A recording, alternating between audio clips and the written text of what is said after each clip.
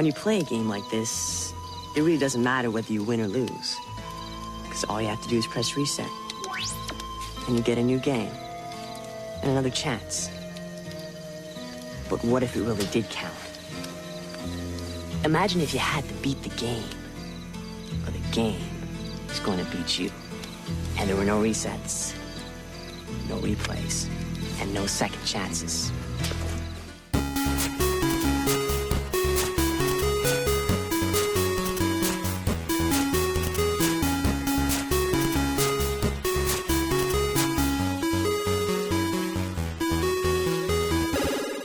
Welcome, boys and girls, to Half Glass Gaming. Lightning. Dogs howling. The crackle of the fire. The warm... It's a very weird fire. The warm glow of the microphone as we all huddle close, roasting mallows, telling spooky stories. And that brings me to our spooky cast of characters. I'm joined by skeleton version of Josh. Just skeleton. A headless horse person known formerly as Mandy. I don't have a head. I'm not sure what I'm supposed to do She yet. can't really speak, although she did. And a axe-wielding machete murderer known as Reverend. You can't see me, but I'm standing right next to you. And as always, I am your sexy Sriracha cheerleader person of things. And my name is Jack-o'-lantern Julian Watkins. Lightning crash. I thought you were going to go with Ghoulian. Oh. You know, the original jack-o'-lanterns were turnips. I don't know how to respond to that. It was an Irish tradition. Turnips are like way creepier looking than pumpkins. They really are. Yeah. Welcome, everybody, to a very special event. Okay? This episode is our spooky episode. Halloween. Yeah. Or Halloweeny if you're in a grocery store. You're shopping for Franks to roast over your Halloween fire. I'm going to be Wednesday Addams for Halloween. I can see that. And you, my friend, would make a great Gomez. I'm actually going to be hungover Dr. Doom. Mandy bought me a hoodie that you can like zip up the face and it's like Dr. Doom's face. Cool. And I'm going to wear like pajama pants and, kind of just grumpily wander around. Mm-hmm. It's a pretty entertaining costume. What kind of costume are you not going to wear? I only have the one costume, Alcoholic Luigi. Should be a sexy piece of pizza. Like a sexy piece of pizza. No, I just always, for Halloween costumes, I sort of look at clothes I have in my closet and I'm like, which of these can I turn into a Halloween costume? Because for one, I have a wardrobe that is very good for Halloween. Because I do. And also, I just think Halloween costumes are kind of terrible, especially if you're a lady. Because they're just sexy costumes. And the thing is, they're not even sexy costumes, at all. They're just tight and skimpy. Like they take a random object and put the word sexy in front of it. Yeah. See, now, I've seen female police officers in regular uniform, and I think those ladies look sexy, okay? You don't need to have some skirt. Look at those women, competent and capable of doing the job for which they were hired. Yeah, right? Talk about boner-inducing. Yeah, fucking A. Talk about it, man. I'm getting there. The thing is, there's a percentage of things that can be sexy, but, all these sites, they want to be, over 400 sexy Halloween costumes, and so they just keep coming up with stuff. Maybe 5% of them are actually sexy, and the rest is, sexy goldfish or sexy toothpaste. Yeah. Oh. And I mean, really, these are real things. And I was ranting to Josh, and he's like... No, we were driving in the car, and I was just, looking at things and saying sexy that thing and there's a road cone and I was like sexy road cone, and then Mandy texts me a picture of a sexy road cone costume because it actually exists. There's a sexy Donald Trump costume. I've seen that already. Oh my God. I showed Josh and he did not believe that it looked like Donald Trump. It doesn't even remotely look like Donald Trump. It just looks like girl with messy hair. To make it even worse, I've seen a sexy Kim Davis outfit. That's the county clerk that refuses to sign off on any gay marriages and, had to spend some time in jail. On any marriages. Yeah, right. But the funniest thing is the ones that are like licensed costumes, but they don't have the license to do it. So they'll be like sexy blue hedgehog, sexy golden bear, sexy helmet Martian. You know, like they just come up with these ridiculous names that are just so people can sort of tell what they are. But like, I really want to know who buys and wears these costumes. Like, who says, "Oh, I want to be sexy Sonic the Hedgehog for Halloween." Yeah, it's I want to sit down and interview these women. One of my old housemates, she was sexy Mario for Halloween one year, and that's about as weird as it's gotten with people I know personally. So I want to know, like, who thinks I'm going to be sexy corn for Halloween? Somebody who didn't get their costume until 5 days before the party. It's hard to blame anyone, because I could just picture being in a room full of creatives and being told, like, all right, you've got to come up with 150 sexy costumes by the end of the week. And they're just like, oh yeah, this will be great. You know, sexy nurse, sexy cheerleader, sexy. You go with the obvious. Like, you go with nurse, you go with police officer, you go with, you know, librarian, things like that. And then you start running out. So you start going with, like, oh yeah, sexy cheerleader, which is kind of weird because it's like, well, I'm going to say majority of cheerleaders are probably underage. Well, and then you see the sexy Girl Scout. Yeah, ones. then it gets weirder. You go with sexy Girl Scout, and it's like, and you know, sexy schoolgirl, and like then after you get to that, it's like these are like fetishes that we kind of recognize in our society. And then you just jump the shark after that. Yeah. For like, sexy shark. Yeah, you're like, we're about to jump the shark. Jumper. Sexy shark attack victim. Which exists. It exists. Oh my God. Yeah. Yeah, it's just the funny thing is it's like it has to be sexy. I mean, a woman can't just go to the store and get a mad scientist costume or. No, it would have, and that's the thing. It's like I would never buy a store-bought costume because it's anything I would want to be. It would be a sexy version of that. And I mean, we're in Minnesota. It's too cold for sexy costumes. Yeah. See, and what bugs me is I would love to wear a sexy costume, but I'm a 6 foot tall, 240-pound guy, and I can't wear those.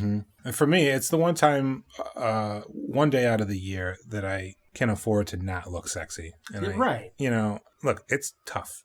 Okay. It would have to be. 364 days, 365 if it's a leap year. I'm looking good. Okay. He really is. Can't really do much about it, but that one day when I'm allowed to wear something less spectacular than, you know, what I'm normally wearing. I mean, if you could see me right now. You would be like me trying to hump his leg. Case in point, right? And now I'm looking at something. It's a woman with a sexy shark attack costume, although her body seems to be the shark. There's an eye over her nipple, okay? Let me just clarify. Well, everybody knows that when you get attacked by a shark, you get an eye on your nipple. You get an eye on your nipple. That's what happens. Shark attacks are weird. Yeah, right? All these things that Jaws didn't tell us. Yeah. Right? Shark attacks will fuck you up. Yeah. I was always super weird about Halloween costumes when I was a kid. There was one time when I was maybe 4, and I was a clown and a dog and a ballerina and a princess at the same time. Wow. That's great. I just, like, had the dog makeup and, like, a tutu and a crown and then clown makeup on top of the dog makeup. I just, like, didn't want to decide. And there was one time somebody offered to make me a pie costume. And they're like, what kind of pie do you want to be? And I'm like, boysenberry pie. Like, why? Why did I pick... I don't know why I picked boysenberry. Like, I'm sure I've never had boysenberry pie or even a boysenberry. I think To I be was fair, trying... boysenberry is a really funny word. Yeah, like, I don't know, but I mean, I was boysenberry pie for Halloween. I think I won a costume contest. Wow. Good thing it wasn't a pie eating contest. It would have been killed. You would have been a pie attack victim. I wonder if that's a sexy Halloween costume. I bet you it is. Sexy pie attack. The victim. sexy pie eating contest winner. I once, last year, actually, a friend of mine and I were going to dress up in identical clothing, and one of us was going to be the real guy, and the other one was going to be the mirror image. Whomever was the image was going to just spend the entire night at this party watching the other guy and mimicking everything that he was doing. It just became so elaborate, though, that we had to pull the plug on that one. Well, eventually you would forget who was the original and who was the copy, and slowly spiral into a dimension and a mindset into which you had no sense of self. Right. And thus depriving the world of your sexiness. Yeah, and it would be like my psyche would just shatter. Right. But to be fair, your friend went as sexy Julian Watkins. So Yeah, that is fair. My car started on fire on Halloween one time. I was like 19, and my friend Nate and I decided to go out. It was like, oh, we haven't been trick-or-treating in like 6 years. It's like, yeah, because you're teenagers. But we were like, let's do it. Like, let's go out. And so we like put on a bunch of face paint, and like my car was low on oil, and so I was like putting oil in my car, and I spilt it all over the engine, and it just like started on fire. I did that a lot as a teenager, so I remember that just being a thing, and so it was like, no big deal. My car's on fire, and so I went to the gas station, and I was like at a gas station, driving a fire car, right? And like not just being a dumb teenager, not realizing like I could explode the world today. And like I walk into the gas station, and I'm like, hey, so my car's on fire, and the guy's like, holy shit, dude! He's like running and like grabbing a fire extinguisher and like runs out to my car, and he's like spraying it down. And so I was like, all right. Kind of a lame Ghost Rider costume. Yeah, my car was Ghost Rider. But so I was still living with my dad at the time, and he was dating this woman who had 2 kids. I want to say they were like 11 and 12. And they're like, oh yeah, we might stop by. And so we're like, all right, we have to keep all the lights off because we don't want these kids coming over and stealing all our candy. And so we dumped out our treat bags. My dad had this big pool table, like a tournament sized pool table. And so we're sitting there in the dark, like complete dark, like dumping out our candy on the table and like digging through it with our hands to try to figure out what everything was.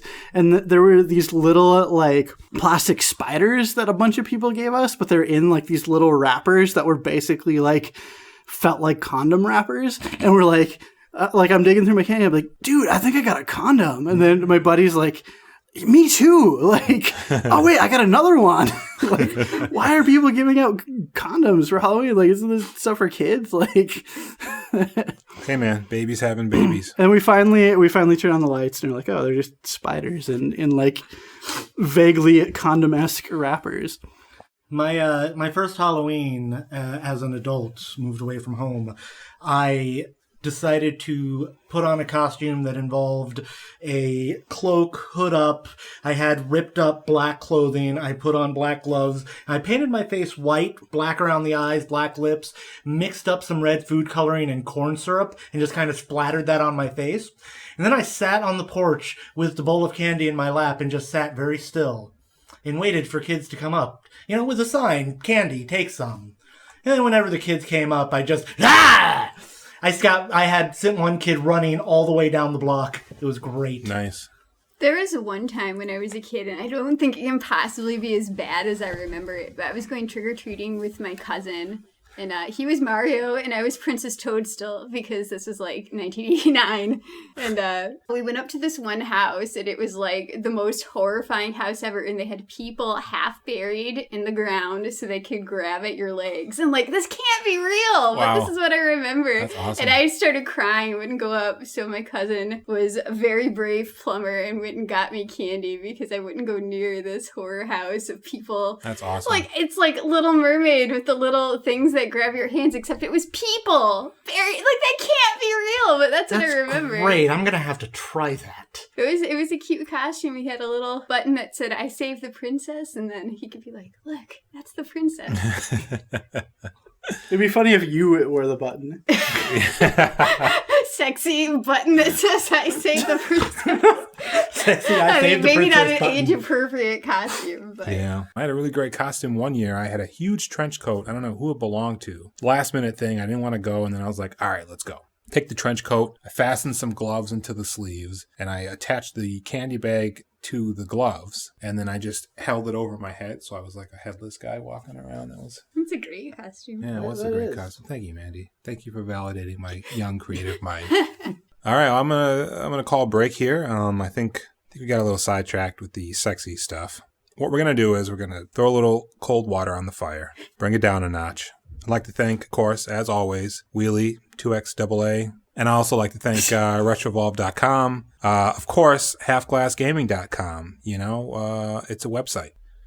Also, geekparty.com-ish. And we're also on iTunes. We're going to take a quick break. So when we come back, we're going to get into some ghost stories and spooky stuff.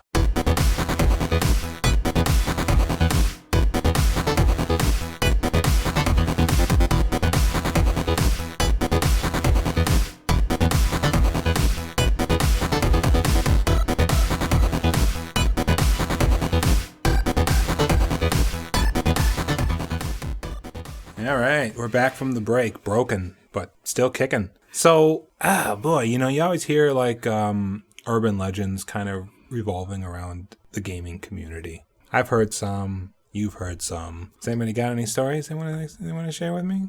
There's a small amount of really good creepypasta out there, and then all the rest is like, and then Sonic dropped into a river of blood, and then Eggman ate Sonic's face, and like, what the fuck is this? One of my favorites is the Lavender Town Syndrome story that people tell about the original Pokemon games. They say that the creepy music that plays when you enter Lavender Town in the original Japanese version, it emitted these high-pitched frequencies that could only be heard by children. The frequencies caused the kids to experience like serious health problems like migraines and nosebleeds and vomiting. And then some of the kids actually even committed suicide. Obviously, this didn't happen. It's really easy to verify that this didn't happen, but the people who spread around the story will be like, well, because of corporation laws, they were able to cover the whole thing up to protect Nintendo. The best urban legends have that little hint of truth to them. And there's the Porygon episode that happened in Japan where they aired an episode of Pokemon about Porygon. It had flashing lights in it, and a huge number of kids had severe reactions to that. 685 kids were hospitalized because of that episode, and over 12,000 children experienced like severe symptoms, and most of these kids weren't epileptic, but they experienced epilepsy-like symptoms. So it's this really weird, bizarre thing that happened because of Pokemon.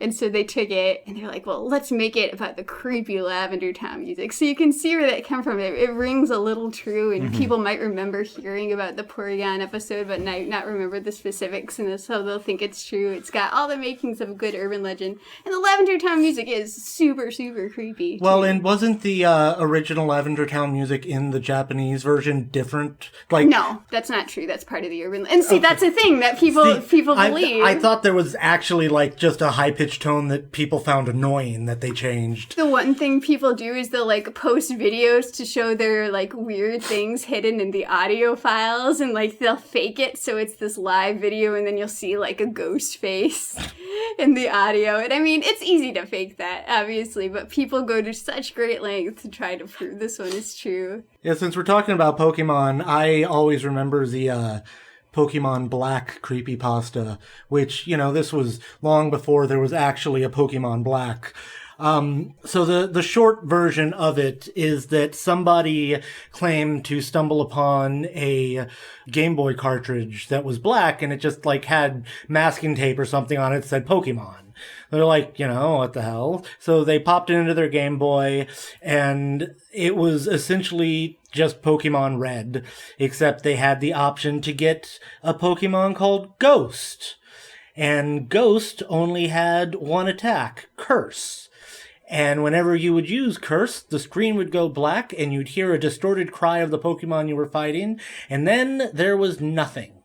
Like, the Pokemon was gone, and if you used it in a trainer battle, the trainer would have one less Pokeball, and if you used it against, and you could actually use Curse against a trainer, and when that happened, the screen would go black, and then the trainer would be gone, and there would be a tombstone in his place.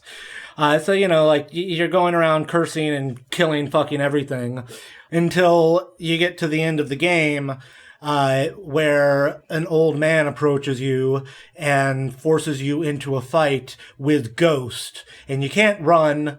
All you can do is use the struggle attack until you have almost no HP left, at which point Ghost uses Curse on you, and then the screen goes black, and the only option you have anymore is new game. It erased your file. And this is kind of a dumb urban legend creepypasta thing, but at the same time, it's like, I could see somebody creating a ROM hack that is that thing, like, on their own, before anybody came up with that creepypasta. And that's kind of why I like it, because it's completely possible to me that somebody found a ROM hack that someone put in a cartridge and, sold at a garage sale or whatever. This probably did not ever happen. But it could have, and it's completely plausible. Well, there's so many bootleg Pokemon games. Right. Like, just hundreds of weird games that people have made. Then they'll sell as Pokemon, maybe slightly misspelled Pokemon. Like the Smurfs game, there's a version of that where the Smurf was reskinned to be Pikachu and they didn't change anything else. So it's like Pikachu fighting Gargamel. So, I mean, Yep. it really is. It's got that little ring of truth. Like, yeah, you're right. There are a lot of really weird bootleg Pokemon carts. I can see that being true. Somebody took the Generation 1 Dex entry for Hypno, where it says Hypno will sometimes walk off with children. And somebody wrote a really creepy poem based off of that. And I don't have the text of it in front of me, but, you know, it starts with, "Come little children, I'll take you away." And it's like, I fucking love that just because it's this creepy poem that is based off of something that is absolutely, completely real in the game. There's a Japanese horror artist, Junji Ito, and Nintendo actually commissioned him to do Pokemon horror art, released only in Japan, but it's really creepy. It's really cool. Some of the Pokemon designs and the Pokemon Dex entries are just creepy as fuck.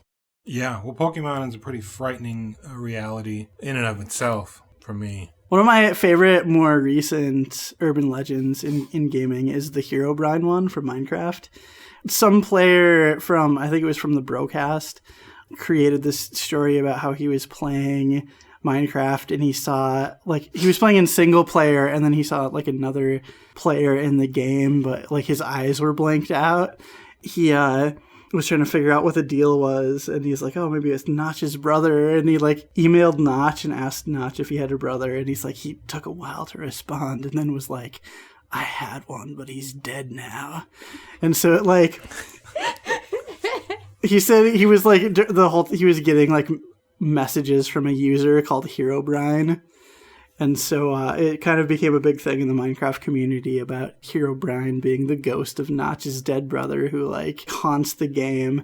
The Minecraft developers have rolled with it, and whenever you read, like, official patch notes, there's always, like, at the end they'll have a note about removed Herobrine or, like, re-added Herobrine to the game. And for the record, Notch doesn't actually have a brother. It's not this horrible, cruel joke about this guy's dead brother. But, like, leaving aside the dead brother part, how would you know? If they put one Herobrine in the game that popped at random, how would you ever know? You can look at the data for the game. yeah, people were, like, digging through the source code to, like, find the code for Herobrine and stuff, and they couldn't find it. Yeah, go ahead, take all the mystique out. Hard to find in source code. Well, I mean, that was to add mystique, to be like, this thing's in the game, but it's not in the code. It's like this ghost in the game. Well, yeah, but it's obviously not a ghost because that's bullshit. So if it's not in the source code, obviously it's not there. But it would be really interesting if it was there, you know? Yeah, I vaguely recall this thing, Bend Drowned, which I think is hilarious because if you say it the right way, it's like Bend Round, which I like. But if I remember correctly, and somebody can jump in and help me out on this, but a guy picks up a Majora's Mask cartridge from, like, a garage sale from, like, probably a creepy old man. But he was noted as being an old man. Guy gets home, starts playing the game, and he sees that when he starts it up, there's a save file that has his name, Ben, in it. It says, oh, whatever, just starts a new game. But while he's playing that, the characters in his game are referring to him as Ben. And so he, like, thinks it must just be some sort of a weird glitch. So he goes back and he erases the Ben save file. And then when he continues to play, they're referring to him now as nothing, basically. And he tries to do, like, this fourth day glitch where he can kind of, like, teleport to the end boss. And yeah, there's a fourth day glitch where you can look through the telescope as the world is ending, and then the world doesn't end, and you get an extra day because you're supposed to be in a 3-day cycle. But what happened is when he did that, he teleported into the boss room and then teleported out, and everybody was gone. And so he's just walking around with this weird music playing, and then, like, this weird version of Link with a creepy face kept popping up behind him. that's right. The creepiest thing is could be if he told the story and he's like, it was my face. But the best thing about Ben Drowned is the guy actually had a video of his playthroughs. So he's like, look at this weird stuff happening in my game. And then you'd see his video of him running around in this empty town and the weird thing popping up behind him. You can still watch it on YouTube. Well, and then what was it he had a final video that his roommate was instructed to upload on a certain day. And he said anything that happens on my YouTube channel after this date isn't me or something like that. And his profile picture's changed and his location says I'm everywhere or something like that. That guy put work into it. He didn't just scribble down some story. God, this is good enough. He really, really tried his hardest to make it convincing. Like the chicken. Yeah, there's this one I saw when I was looking for stories, and it was called The Black Silky Chicken, and I'm like, oh, I have to read this story because I'm obsessed with chickens. And so it was this story this kid wrote, and you could just tell from the way they wrote it that they were really young because they're like, my sister and I had been asking our mom to drive us to GameStop for a month because we'd saved up our allowance money. So you can tell it's a really young kid. And so the story is that they went to GameStop and they bought a copy of Harvest Moon for the GBA, a used copy. And then they go and they start it up and they're not supposed to be able to get a chicken, but they already have a black chicken in their game. They're like, oh, cool. But then all their animals keep dying and then all the people keep dying. And the chicken is infected with the bubonic plague. So it's passing it around and then everybody dies and the Ring Around the Rosie song starts playing. And it was so bad, but you could tell that kid wanted it to be good so bad and they were so excited about the story. It was kind of endearing. It's hilarious because actually now that I think about it, did you have a black chicken in your Minecraft village where all these cows kept dying? And I did it, if only. Seems like you were having a nightmare scenario the whole time you played Minecraft. It was all Herobrine. What are some of the scariest video gaming moments that you guys have had? The entirety of Fatal Frame 2. I would have to stop every 5 minutes and run up and tell my fiance about everything that had happened in the game just to give myself a chance to just calm down. When I played the first Fatal Frame, I rented it from Blockbuster, and I didn't really know what it was, but it said, the based on a true story thing in the box, and I was, 17 or 18, so I was still young enough, so I bought into that a little, and then I wound up getting so freaked out that I took out the game and hid it in my closet, and, I still wanted to play it, and it was a rental, so I wasn't going to get rid of it, but, I wasn't willing to have it in my PS2 until somebody else was there, and I felt safe. I'm actually really bad about getting way too scared in games. I was replaying Corpse Party for Halloween recently, and the Corpse Party series is one of my favorite video game series. It's this sprite horror series about a haunted school. There's this part at near the very beginning of the game where you can look at a cabinet and be it says the cabinet is filled with human hair. And so I went to do it so I could get a screenshot of it. And then I couldn't do it, but as I was exiting out, I saw this human face and the hair, and I'm like, oh, weird, I've never noticed that before. But then I couldn't get the face to pop up again, and I got super freaked out. Yeah, she was so freaked out that night, and she spent the night at my place, and she was freaked out for the entire night, and she kept waking me up and being like this guy drove by just blaring rap music, which is just a thing that happens here, and she wakes, she's like, Josh, what is that noise? What is that sound? It was it's a car, it's rap music, it's go back to bed. And then there's this kind of creepy sounding door that's in my neighborhood. I don't know, I haven't pinpointed exactly, but when I have the windows open in my apartment, I can hear it, and at night it is kind of creepy. It's a very ghostly sounding door, and that kept happening in the middle of the night, and it was like, Josh, what is that? Is your apartment door open? And he's like, no, it's not. For me, I grew up on horror movies as a kid, probably watching some that I shouldn't have. And so at a young age, I got used to the idea that, these things aren't real. So horror for me has always just been something that I'm intrigued by, but I'm rarely affected by. Except this one time, man, I was playing, I think it was Silent Hill Origins on the PSP. And I had been playing this game for a while, and I think it's this one. I know there's a couple, so it might be the other one. But there's a part where you're in like I think it's a magician's theater. Have you guys, anybody played that game? Yeah, I think that's right. Is that about right? Yeah. And for some reason, I was like, it's late at night. I'm going to turn off the lights. I'm going to throw on the headphones and really get into this, because I'm enjoying the game. And it's one of those things I had never really played a handheld game like that before. I've played games in the dark. I played spooky games in the dark. But somehow just having like the PSP in my hands and my attention now focused down in my lap and the flashing of the lights and the room that I was in, I mean, like, I just couldn't handle it. I just could not.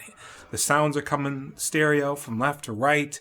I'm seeing shit out of the top of my eyeballs. I mean, it was too much for me. I had to turn it off and then take a rest for that night. I don't know what it was, but boy. You had the game in your closet.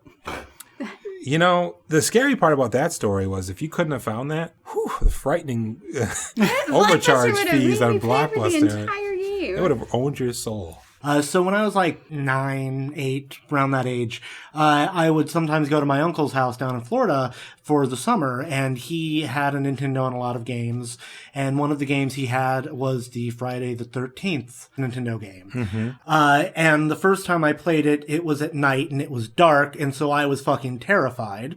And then I wound up playing it during the day sometime a few days later, and I went, oh, actually, this is just a bad game. One of the stupidest jump scares that ever has scared me is the in Dino Crisis. There's this part where you're walking through on like a platform or a catwalk or something, and then the T-Rex busts its head through the wall, and it's something the first time you experience it you're completely not expecting, and you'll probably end up dying and you'll probably have to experience it again.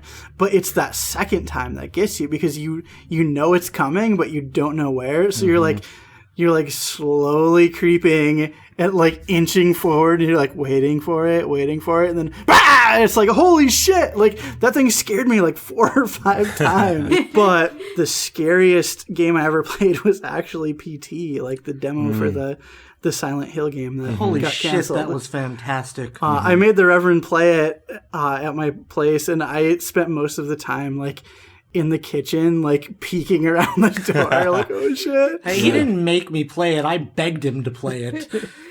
I think the thing that makes PT so scary, you don't have any abilities at all. Like, all you do is walk through a hallway and look at stuff. Like, the only really thing you can manipulate is, like, looking closer, like the zoom button. And so the puzzles in the games are designed to be like, hey, pay attention to what's happening. Look really closely at things. In order to get through it, you have to be very, very focused. Mm-hmm. And so by being so focused on the game, it makes everything in the game so much scarier. Mm-hmm. The whole game takes place in one hallway, but it's a few hours long and is terrifying the entire time. Mm-hmm. And wasn't there like different stuff triggered the next puzzle from your playthrough to my playthrough sometimes? No, the puzzle stuff was the same. I remember... Like, I remember the solutions to the puzzles, but there were different things that I saw happen that you didn't see, and there's different things that you saw happen that I didn't see the first time around. And right. When Josh and I first were playing PT, we hadn't even beat it yet, and so I went to brush my teeth to go to bed, and I come out, and all the lights in the apartment are turned off, and I'm just like, Josh! And he wouldn't say anything, and I couldn't really see, so I go to the bed to look for him. As soon as I get there, he jumped out at me. Yelled. I was buried under the blanket, like in kind of the corner, so it like kind of looked like I wasn't there. And I like cried because I was so scared. And then Josh was like, "I'm sorry," while laughing like super hard. It's like he wasn't sorry. He seems to really enjoy your suffering. He's a horrible person. Josh likes picking on me. He wouldn't do it if he didn't know I liked it. And look, this is a pro cry zone. Just turn on the waterworks. I think a lot of people, before I had played Dead Space, they had said, oh, this is a really scary game, Once I got into Dead Space, and it was tense for quite a bit of the game, but the moment I realized that, like, a lot of the sounds that I was hearing were just, like, ambient sound effects in the background, I really had no bearing on what was going to happen necessarily. That monster sound that's just because I walk by a vent or something and I'm not to be really afraid of the vent because nothing's going to happen. It's kind of like the tension sort of like went away. And Yeah, that's actually one of the things I really like about Fatal Frame 2. And there are very few ghosts that are actually capable of damaging you. But there are a shit ton of ghosts that'll just appear randomly. And you never really know if this, like, do I have to fight this ghost or can I ignore this ghost or what's happening here? So it plays with your expectations. Similar to what Josh was saying with the, the T-Rex sticking its head through. Like, you knew it was coming, but you didn't know exactly when. So you were having to be really careful and paying attention. And, it still got you because like you didn't actually know when it was going to come. And when you know what's happening, when you're like, okay, well, I'm comfortable with this, then it stops being scary. That I feel like that was Resident Evil's primary flaw as a series. It was never really scary. Like, it had the one great scare in the first game with the dogs in the hallway. Yeah, because you go through the hallway like 2 or 3 times before and it's the like the dogs safe jump through. spot. Yeah, right. But otherwise, there's nothing else in the game that does that. No, I will say there is a moment early in the game when you're in a small living quarter and there's a closet behind you and there's a note on the desk or ammo or something.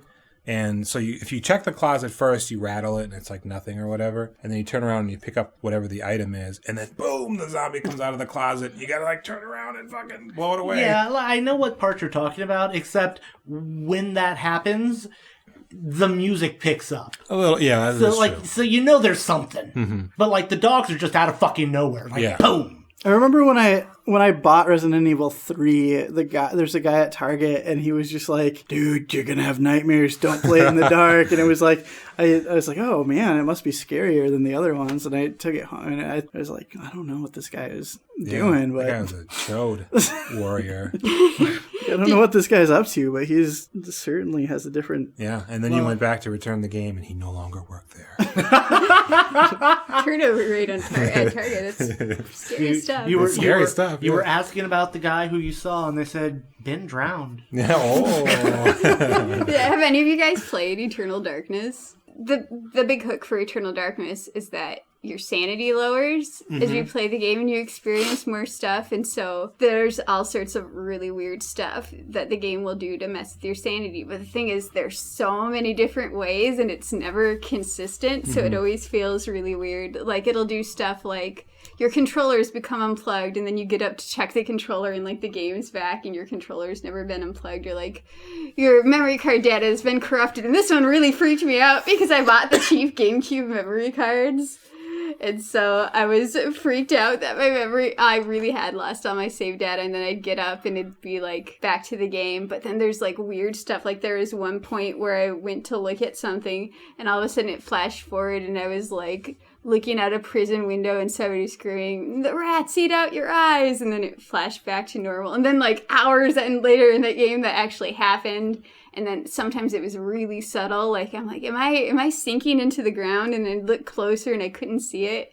So you're just always questioning yourself because so many of the things sometimes the things it does to mess with your sanity are really big. And sometimes they're small enough that you can't tell if it actually happened or you're just really paranoid because you know the game is going to mess with your sanity. I feel like that's the best way to do it because you're prepared for it. But that means you're just going to be like, everything's like, wait, is that supposed to happen? That's just don't great know. to hear. Because like, you always hear about the memory card thing. Yeah. No, So, that scared me more than anything Well, because right, all but- that save data, I would have cried. But, like, now I know that that's a thing. So if the game drops that on me, I'm like, okay, so I know that's a thing. But now that you've described the other, more subtle ways it fucks with you, I'm like, okay, now it's back on the list of games and I have to your play. controller could really be unplugged. It And then could. your controller comes unplugged, you're like, the game's just messing with me. But then your controller's really unplugged, and Right. nothing can be real. Actually, my favorite thing about that game, though, is that you target parts of enemy bodies, and you could just take off zombie heads, and then they couldn't see, and they'd kill each other. Oh, it was so much fun. Well, yeah, I don't know. I think, because for me, like, scary, and I guess it's probably what we're all thinking of is more like stressful. I don't think there's ever been a game that I've played, like, except for the dogs and Resident Evil, where I've been like, wow, you know. You guys have seen me play Five Nights at Freddy's, so. So, like, for me, like, it's the stress of a game, the tension, you know, like when I played Metro, the librarian sequence. I didn't realize you can kill the damn thing, and it would, like, stop chasing you as long as you were facing it. So I thought it was just impervious to death. You're just running from room to room trying to get past this fucking thing, and it's reaching through floors, it's coming through ceilings, and then retreating, and I was just like, oh my god, when I was playing it. I almost shit a brick. Do you remember the... I was eating bricks all day, and it was like, at that point... Yeah, we're coming out eventually. In brick form still, surprisingly enough. Do you remember Dead Space 2 and the Ishimura scene? Yeah. The ship from Dead Space 1 is the Ishimura, and in Dead Space 2, you're on, like, a space station, and they've, like, docked the ship and have contained the alien infestation, and they were, like, working on the ship, and so there's all these, like, scaffold and things like that. But there's a point in the game where you have to go back into the Ishimura. So it's like all these places where that you remember. Yeah. And you're like, oh shit, this is where the thing jumped out and blah, blah, blah. And so you're on edge the whole time, but it looks different because there's all the construction stuff in there, but you can recognize places that you remember from the other game. And so it's this like 15 or 20 minute long sequence where you're just going through the ship and nothing happens. Nothing happens. That was really brilliant. But it is terrifying. It is completely terrifying because the whole time you're like, something's going to happen. I don't know what it is. And so you're like kind of creeping down these hallways. And it's almost like they took all of the tension that the first game did have and just crammed it into this one little mini sequence. I thought Dead Space 2 was actually much better than the first one. Dead Space 2 is my favorite of the three. I never even bothered with the third one. I mean, the third one wasn't good because the first one, you're playing as Isaac Clarke and you're an engineer. And so you've got these engineering tools and you're not really prepared to fight aliens, but you're like making do with like your tools. And then Dead Space 2 figured out how, like, okay, this guy's like a little bit better fighter. He's been fighting the necromorphs for a while now. You know, let's amp things up. And so they added some aliens that you can't kill and they chase you. And so there's like some of the scariest parts of that game are where you're being chased by these things that you can't kill because you get so used to just like, okay, I'll just dispatch all the necromorphs and then everything will be cool. But like you can't do that because these things are chasing you. Yeah. Even in the opening portion of the game when you're in that straitjacket and you're just running for your life, it was like, whoa, okay. But then in Dead Space 3, they introduce a second character so you can do like co-op, and he's a space marine. And so then Isaac Clarke is like, instead of just having like this welding torch, he's got like fucking submachine guns and shit. And it's just like, at that point, it's like this game completely jumped the shark. And I actually had to review that game. I attended a review event in San Francisco, or a preview event in San Francisco, like a couple weeks before the game came out. And then when I got back, I think the game was like in the mail already for me. And so then I reviewed it. And I gave it a pretty bad review because like I like gave all of these examples of ways they could have used the like cold environment to be like to provide a genuine horror experience, and like all these missed opportunities they had. They turned this really scary survival horror series into a corridor shooter. I mean, it was fun, and as a corridor shooter, it was really well designed, but it's like Dead Space isn't a corridor shooter. It's like a survival horror game. And when you take all the survival elements out and all the horror elements out, it's not really a Dead Space game. Yeah. In Amnesia, The Dark Descent, you can't attack anything. You can only run away from it. And so one of the big things you do is just wind up hiding in a room and trying to wait out the monster. So there were these times when I'd be running away from a monster and panicking and going into the room and then just frantically stacking chairs, trying to block the door. So that's like the most scared I've been. I'm just making these chair pyramids, hoping they'll keep me safe. But I've been playing the new game from Frictional Games, the developer of Amnesia. It's called Soma, and it's the same thing. You just run away and you can't attack anything. But the most scared I've been in the entire game is by a shirt. The whole game is like in this underwater research facility, and so I'm in this diving Think suit. like BioShock meets like Dead Space meets Yeah. Half-Life. Yeah, so I'm walking around in this diving suit in this area that's completely submerged, and I step into this room, and this big floaty thing jumps out of me. I'm like, ah! And then I get closer to realize it's just a shirt floating in the water, and it's just that the thing has been submerged. But I mean, it was terrifying. It was scarier than any of the monsters in the game, because you can tell when the monsters are coming, but that shirt, man, it came out of nowhere. Well, there seems to be a new breed of survival horror games where you have the only option is movement. See, that's not actually new. Clock Horror, which is one of the earliest survival series. Clock what?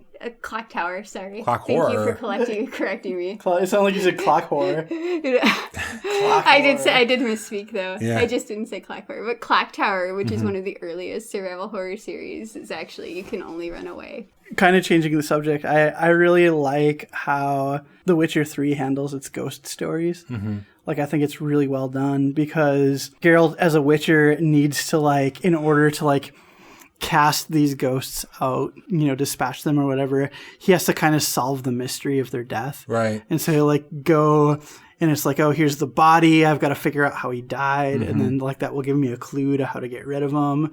You know, I have to figure out, like, what he wants and, like, satisfy that and get rid of him. And, like, some of those stories get so disturbing. Like, One of my faves is the first one with the woman in the well. Yeah. I mean, it's like you're trying to piece this together, and it's pretty straightforward, you know, in the end what happens, but it really sets you up for what you got to do throughout the remainder of the game, and I think it's really, really cool. There's one toward the end of the game. The kid was training to be a witcher, and he died because his training was too harsh. And so, like, you can, like, use your ghost lantern and, like, see some of the scenes of the kid being abused, and it's like, holy shit, this is terrifying. Like, One of my favorites is the story with the crones, which actually winds up being a pretty big part of the game. Yeah. But as a kid, I used to get books out from a college library, and so I'd look for, like, the kid-centric books. So I would get the fairy books, like the red fairy book, the blue fairy book, and think those are the uncensored versions of all these fairy tales.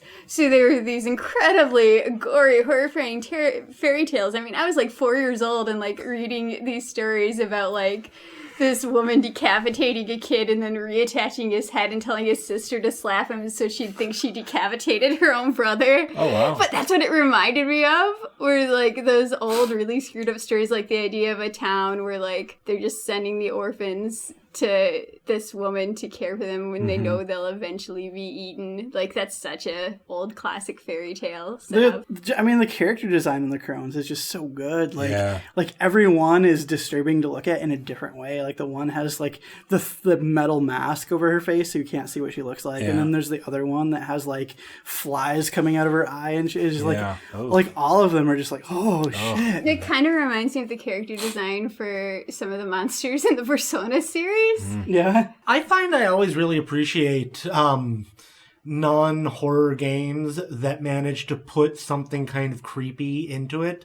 Like Grand Theft Auto 5, when you're on some mountain at like midnight or whatever, and you can look through the sniper scope and see some ghost woman. Yeah. And then like you... Something Jackson. I think. Right, and like Jack did it or whatever, and you find a newspaper clipping. Some guy named Jacques killed his wife. You know, so like, and it has no effect on anything in the game, but it's there and it's nifty. The opening of Metal Gear Solid 5, I don't know why I took a pause there, but has some pretty unique horror-ish type elements to it. The intro, yeah, is kind of terrifying. It is, yeah. It's actually quite terrifying at moments. I love the Psycho Mantis stuff in that game. Like, they never refer to him as Psycho Mantis because he's not Psycho Mantis yet. But, like, I really like the idea of seeing Psycho Mantis as a teenager. And, you know, he has, like, the goofy, like, dyed hair and stuff. And it's like, he feels like a real teenager. And that somehow makes him scarier. Like, to feel like he is a real person and not just this like crazy boss you remember from Metal Gear Solid 1, but to feel like, oh no, he was a teenager and like is struggling with all this like mental stuff and like, yeah, it's great. Yeah, and I like that once you're actually in the game and you get one of those cassette tapes and it tells you, like, because of the state that you were in for 9 years, you know, your mind might be playing tricks on you, you might be hallucinating, which then sort of makes you call into question everything that you had just seen. Right. In that opening sequence. Like, was any of that real, or, you know? I actually think, and I don't want to say a lot about this because spoilers, but maybe the most terrifying thing in a video game for me is the absolutely safe capsule from Mother 3. It's horrifying. And it's the kind of horrifying where you put down the game and then hours later you're like, wait, oh my god, because you can't really realize the implications of it until way later, and it happens at like a really intense part of the game, so you don't really process it, and then you're like lying down to go to bed and you're like, oh my god, and you just keep thinking about it, and I like that. And I mean, Mother 3 is more a very sad game than a scary game, but it's got some bits that'll get under your skin. In World of Warcraft, I forget which area this is, but there's a castle, like an abandoned castle, where very quietly there are ghostly whispers. And apparently it's the dialogue from Warcraft 3. You know, it was like some king being assassinated or whatever by his kid. And like that's a nifty little Easter egg. Like, way to do some world building and put something kind of creepy in there. Good job, Blizzard. Have you ever heard the urban legend about the children's cult in World of Warcraft? I've seen video of the kids. They like walk in a pentagram. Yeah, there are these random kids and they walk in this weird shape like together, and they'll just randomly show up at areas. And I mean, this really happens. The kids walking in the weird areas. And I mean, and I don't think it's a bug because it's been in the game for years, but the theory is that they're supposed to be a cult of children and that they're walking in the shape of a pentagram. And I mean, that one's cool because I mean, it's true. It's a really weird, unexplained thing in the game. Mm-hmm.